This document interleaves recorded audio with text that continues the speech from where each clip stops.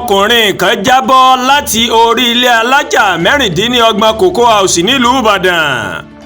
ọkùnrin kan tí a kò tí ì mọ orúkọ rẹ̀ ó ní wọ́n ní ó mà bọ́ sílẹ̀ láti orí àjà ilé gogoro Cocoa House tó wà ní agbègbè Dùgbẹ̀ nílùú Ìbàdàn ní ìpínlẹ̀ Ọ̀yọ́.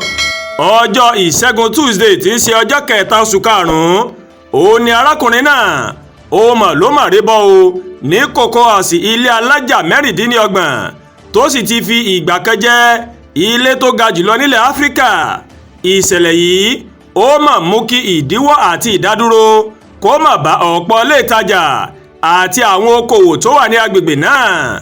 ọ̀kan nínú àwọn tíṣẹ̀lẹ̀ náà tó sojú wọn ó mà sọ fún akọ̀ròyìn pé òun má rò pé ẹyẹ ńlá kan mà ló ń jábọ́ bọ̀ láti òkè láì mọ̀ pé èèyàn mà ní.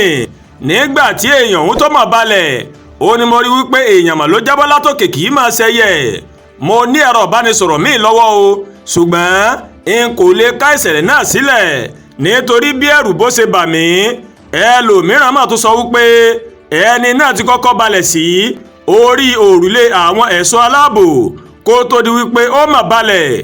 ìṣẹ̀lẹ̀ ìyàlẹ́nu gbáà ni o. ohun tó wá ṣokùnfà ìṣẹ̀lẹ̀ náà ó ní ẹnikẹ́ni kò tí ì mọ̀ báyìí ṣùgbọ́n ìròyìn tó tẹ̀ wá lọ́wọ́ mà sọ wípé ìwádìí ti bẹ̀rẹ̀ lórí ọ̀rọ̀ náà. iléeṣẹ́ Oòduà Investment Company Limited tó ń mójútó Cocoa House ó ti fi àtẹ̀jáde síta fún àwọn akọ̀ròyìn láti fìdí ìṣẹ̀lẹ̀ náà múlẹ̀ nílùú Ìbàdàn. agbẹnusọ iléeṣẹ́ ọ̀hún Victor Ayétòrò nínú àtẹ̀jáde tó buwọ́lù ó mà sọ wípé ẹni tó ṣubú yìí ó ní àwọn ti gbé lọ sí ilé ìwòsàn báyìí tó sì ti ń gba ìtọ́jú o. ìṣẹ̀lẹ̀ yìí má dùn wá púpọ̀ ṣùgbọ́n a fi ń dá àwọn aráàlú lójú pé a ó ṣe ìwádìí lórí ohun tó ṣokùnfà ìṣẹ̀lẹ̀ náà. ohun tó yẹ kí o mọ̀ nípa Cocoa House lélẹ́yìí. Cocoa House onílé alájà gogoro àwòsífìlà àkọ́kọ́ ní orílẹ̀-èdè Nàìjíríà àti ní ìwọ̀ oòrùn Áfíríkà. oṣù keje ọdún 1964 ó ní wọ́n mọ̀ kọ́ tán o àmọ́ oṣù keje ọdún 1965 ó ní wọ́n tó ṣí.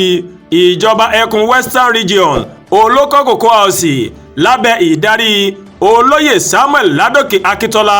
ilé alájà gogoro náà ó ga ní ìwọ̀n mítà 125 tó sì ní àjà 26. ilé àwọn àgbẹ̀ ní orúkọ tí wọ́n kọ́kọ́ sọ Cocoa House ṣùgbọ́n wọ́n mà yí orúkọ náà padà sí Cocoa House nítorí pé èrè tí wọ́n mà rí láti ara kòkó títà sí ilẹ̀ òkèrè ó ní wọ́n fi kọ́ lásìkò náà.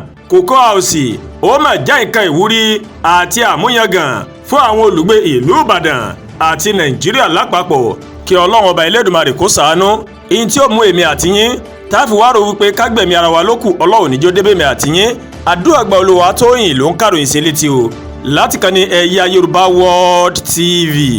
bẹ́ẹ̀ ṣe ń wò wá ẹ máa bá wa like ẹ máa share ẹ dẹ̀ máa comment ẹ má tún gbàgbé o láti bá wa subscribe sórí YouTube channel wa kẹwàá bá tẹ notification bell láti lè máa mọ àwọn ètò wa lọ́kọ̀ọ́jọ̀kan tó bá ti gorí ìkànnì yìí.